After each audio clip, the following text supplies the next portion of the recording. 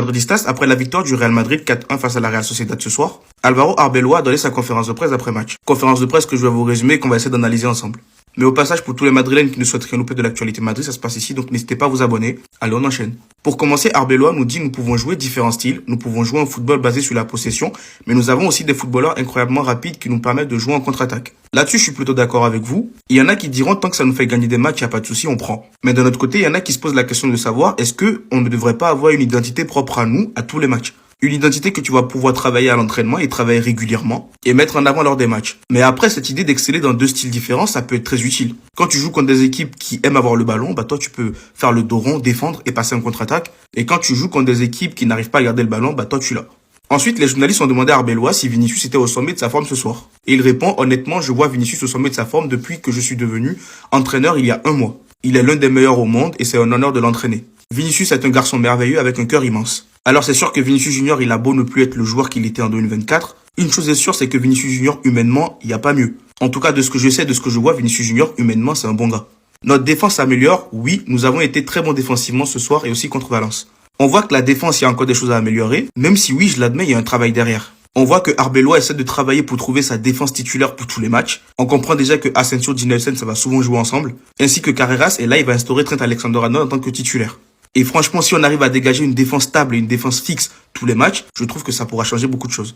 Ensuite, ils lui ont demandé si Mbappé sera prêt pour affronter Benfica. Et il répond oui, Mbappé est prêt à affronter Benfica. Il avait une petite douleur au genou, alors nous avons décidé de le faire reposer ce soir pour ne prendre aucun risque. Nous voulions qu'il soit prêt à 100% contre Benfica. J'espère juste que contre Benfica, ce ne sera pas du forcing. Moi, je fais partie de ceux qui disent que tant qu'un joueur n'est pas à 100%, il ne joue pas, il n'a rien à faire sur le terrain. Ce soir, il n'était pas à 100%, il n'avait rien à faire sur le terrain. C'était un très bon choix de le mettre sur le banc.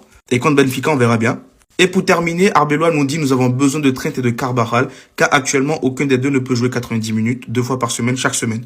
Et oui, c'est normal, je suis d'accord. Carvajal revient de blessure, Trent aussi. Ils n'ont pas beaucoup de temps de jeu dans le corps, dans les jambes. Ils ont souvent besoin d'alterner, je crois. Mais on sait clairement qu'à long terme, Trent Alexander-Arnold va devoir s'imposer comme titulaire s'il ne se blesse pas beaucoup. Donc voilà. Dites-moi ce que vous avez pensé de la conférence de presse dans les commentaires. Et surtout pour ne rien louper, vous savez ce qu'il vous reste à faire. Abonnez-vous. Victoire 4-1 du Real Madrid ce soir face à la Real Sociedad. Et franchement, je n'ai pas un débrief spécial à faire. À part qu'on gagne le match et qu'on va chercher 3 points. Personnellement, je trouve que ce n'est pas non plus le meilleur match qu'on fait de la saison. J'ai d'autres matchs en tête où on fait des meilleurs matchs. Après, ça reste que mon avis personnel à moi. Mais sinon, oui, on prend 3 points, on met la pression au Barça. Après, dans l'équipe, on voit qu'il y a des intentions. Mais malgré tout, on voit qu'il y a un manque. Il y a quelque chose qui manque. On a Vinicius Junior, je crois aujourd'hui, qui a mis un doublé. Après lui, c'est pareil, j'ai déjà vu des meilleurs matchs de lui cette saison. Ce n'est pas son meilleur match. Mais il va chercher son doublé avec 2 pénaux qu'il provoque lui-même d'ailleurs. Mais là, je vais surtout parler de Trent Alexander-Arnold. Mais qu'est-ce que ce mec-là nous fait du bien. Juste en termes de qualité technique, j'ai l'impression qu'il est au-dessus de la quasi-totalité de nos joueurs. Et ça fait tellement de bien de voir un joueur comme ça sur le terrain. Et c'est là que je me dis, si on pouvait avoir un joueur comme ça à chaque poste, par exemple là on en a en défense, t'en mets un au milieu de terrain et un devant en attaque, mais ça pourrait tellement tout changer. Mais sinon, à part ça, le match de Rudiger, je l'ai trouvé potable. En vrai, ça allait. Ça fait du bien de le revoir comme ça de retour petit à petit. Gonzalo Garcia, son match, il est plutôt moyen. Il marque son but, et un très beau but d'ailleurs, mais on voit quand même qu'il lui manque de l'expérience. Parce qu'il y a des ballons qu'il loupe, il y a des balles qu'il loupe, des contrôles qu'il loupe, et c'est là que tu te dis, en fait, c'est la jeunesse. Mais sinon, globalement, le match, il ne m'a pas surexcité. Je trouve que c'est un match qui est tranquille, ce n'est pas un mauvais match. On peut faire mieux, mais largement. En plus, en face, ce n'était pas non plus une équipe de la Real Sociedad qui était dérangeante. Ce n'est pas la Real Sociedad qu'on m'avait vendu, ouais, ils sont invaincus, limite, on nous faisait peur avec ça. Mais en fait, finalement, là, il y avait pas grand chose. Et je pense que demain, je vais faire une petite vidéo sur l'incohérence que je remarque dans cet effectif-là. Ça peut être très intéressant, on va en parler. Donc dites-moi ce que vous en avez pensé du match dans les commentaires. Et surtout pour ne rien louper, c'est ce qu'il vous reste à faire. Abonnez-vous. Et surtout, restez à l'affût, il y aura la conférence de presse d'après-match de Álvaro Arbeloa que je vais poster après. 14 février, jour de Saint-Valentin, on a compris une chose. Le Real Madrid et les pénaltys, c'est une histoire d'amour qui ne s'arrêtera jamais, les gars. Le Real Madrid et les pénaltys, c'est un amour éternel. En vrai, je ne dis pas qu'il n'y a pas pénalty. Non, je ne dis pas ça. Penalty, c'est une histoire d'amour qui ne s'arrêtera jamais. Et c'est le 14 février aujourd'hui, c'est la Saint-Valentin. Le Real Madrid, penalty, c'est comme j'ai dit, histoire d'amour inarrêtable. Les gars, je regarde les 2 penalty. Là, c'est le 2e penalty. Les 2 sont bizarres. Les 2 sont bizarres. Je sais pas pourquoi. Je ne dis pas qu'il n'y a pas penalty, mais les 2 sont bizarres. Bizarre. Bizarre. Bizarre.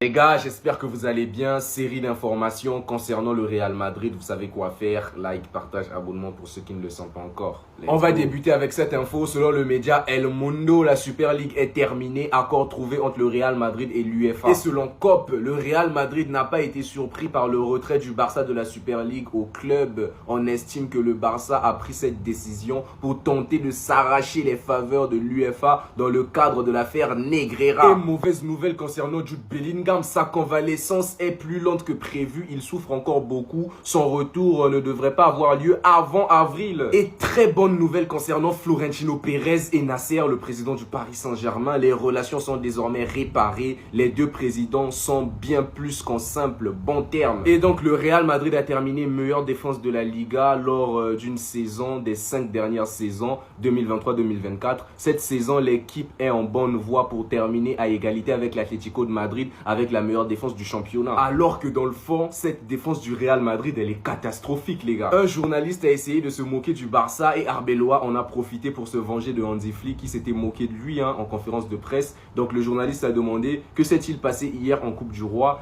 Arbeloa a répondu demandez à Barcelone, demandez à Hansi Flick. Et bonne nouvelle concernant Arda Güler, apparemment au Real Madrid, Arbeloa le considère comme étant un joueur intouchable. Il veut lui donner un rôle très important dans l'équipe. Le Real Madrid détient un record historique de victoires consécutives à domicile. Donc le Real détient le record absolu d'invincibilité à domicile en Liga avec 121 matchs consécutifs sans défaite au Bernabéu de février 1957 à mars 1965.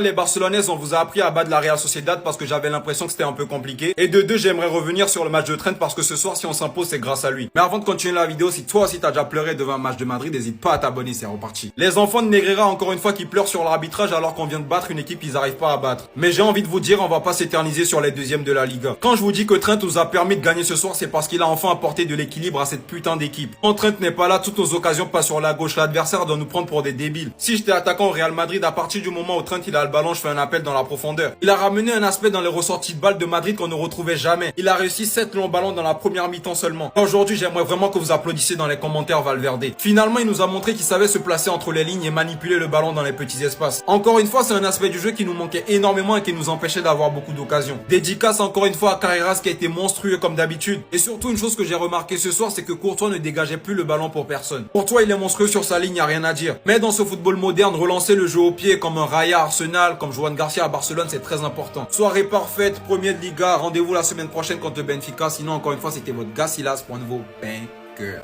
Bah voilà, c'était pas si compliqué. C'était exactement ce qu'il nous fallait avant le match face à Benfica. On le veut ou non, le Real Madrid aujourd'hui a été impeccable. Même si avec eux on a appris maintenant à ne plus s'enflammer après ce genre de victoire, faut quand même rappeler qu'aujourd'hui on faisait face à une équipe de la Real Sociedad qui était sur 11 matchs sans défaite. Depuis qu'ils ont changé leur entraîneur, ils sont devenus beaucoup plus dangereux. Malheureusement pour eux, ils ont pas su tenir face à une équipe du Real Madrid qui voulait juste en découdre. Dès le début du match, Trent Alexander-Arnold nous rappelle pourquoi on l'a acheté à Liverpool. Après un magnifique appel de Gonzalo Garcia qui remplaçait Kylian Mbappé aujourd'hui, Kylian Mbappé qui est blessé au genou. Trent Alexander-Arnold nous lâche encore une fois une passe à la David Beckham. Le ballon vient tomber pile poil devant Gonzalo Garcia qui a juste eu à le toucher. But! Trent Alexander-Arnold qui souvent lorsqu'il est là, le Real Madrid produit du beau jeu. On se rappelle tous de la dernière fois qu'il était là face à Bilbao. Regardez le match qu'on avait pondu. Aujourd'hui, défensivement comme offensivement, il a été au top. Malheureusement, 15 minutes après son but, penalty pour la Real Sociedad sur une mauvaise action de Dean Hussein. Défensivement parlant, ce gars-là a beaucoup à apprendre. Penalty transformé par Oyarzabal. Et après ça, c'était le festival de Vinicius. Le gars, il est parti créer son penalty à lui tout seul. 2 penalty créés pour lui aujourd'hui. Une en première mi-temps et une en deuxième mi-temps. Et les deux ont bien évidemment été transformés par lui. Encore une fois, sans Kylian Mbappé, qu'on le veuille ou non, on a vu un Vinicius beaucoup plus libre, beaucoup moins prévisible dans son jeu et ça fait plaisir. Et comment parler de ce match sans parler du but de Valverde?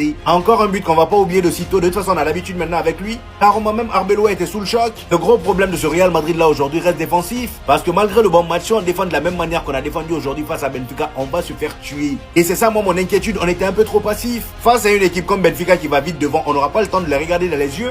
Maintenant, je comprends mieux Klopp à Liverpool. Ce mec ne doit plus se blesser, c'est tout ce qu'on peut espérer. Titulaire pour la première fois depuis sa longue blessure qu'il a tant traîné. Non seulement décisif dès la 5e minute en offrant ce ballon à Gonzalo Garcia, littéralement un joueur blue chip va envoyer un centre enroulé en pleine surface. Et je peux vous dire que quand vous voyez la trajectoire du ballon, c'est d'ailleurs à ce moment précis que la Liga TV a dit « Si j'étais un numéro 9, j'aurais rêvé matin, midi, soir de Trent Alexander-Arnold ». Le voir par la suite au fil du match. Et on voit bien qu'Arbeloa lui a donné la même liberté que Klopp lui donnait à Liverpool, de lui permettre de se faufiler par certains moments au milieu de terrain, d'apporter ce surnombre en premier lieu, et en deuxième lieu, cette créativité qu'on espère tellement par nos milieux de terrain par certains moments. On l'a limite vu, considéré comme meneur de jeu par certains moments. D'une facilité, il trouvait des solutions et des ouvertures pour ses coéquipiers. Oui, aujourd'hui, tout ce qu'on peut souhaiter, c'est qu'il ne se reblesse pas, parce que ce mec est tout frais, n'a pratiquement pas joué cette saison, donc en a dans le sang, en a physiquement, et en plus de ça, est littéralement une solution pour tous nos problèmes sur le terrain.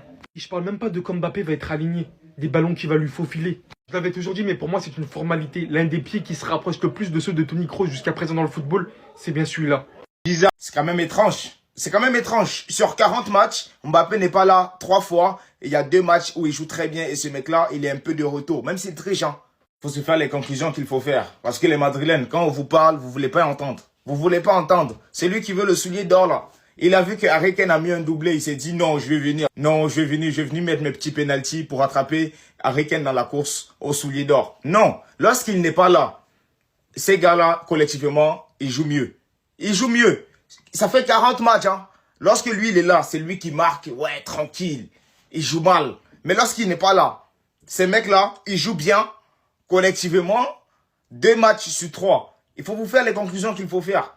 Faites-vous les conclusions qu'il faut faire. C'est évident. Ce n'est qu'évident. Même si ça fait chier de... Voilà.